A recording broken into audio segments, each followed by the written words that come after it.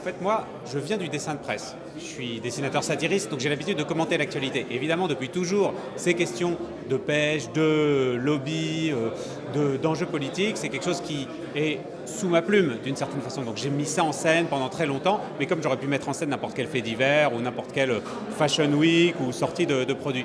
Puis vient un moment où, finalement, aussi les dessinateurs de presse, les humoristes sont assez angoissés en général. C'est souvent le terreau d'ailleurs de leur travail.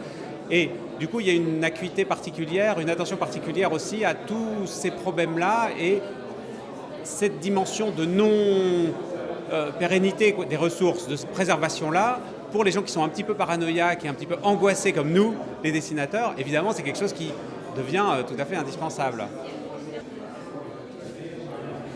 Le système de la pêche profonde, du chalutage profond, c'est un petit peu comme quand à chaque fois on veut chasser un moustique en se donnant un coup de marteau, donc c'est un peu complètement disproportionné, il y a presque une dimension comique et grotesque et évidente, et finalement l'idée que ça puisse perdurer sans que l'opinion publique pousse un hurlement d'absurdité en fait en voyant ça, je pense que c'est tellement frappant qu'on peut s'en emparer. Moi, d'une certaine façon, j'ai l'impression qu'en dessinant autour de ça, il peut y avoir une prise de conscience du côté absurde.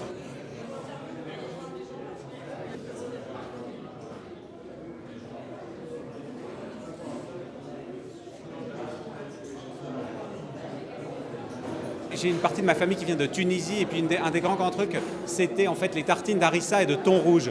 Et ben, j'ai pris sur moi et j'ai arrêté de manger les tartines d'harissa et de thon rouge. Alors, si j'ai réussi à faire ça, normalement, vous pouvez réussir à faire quelque chose d'à peu près équivalent.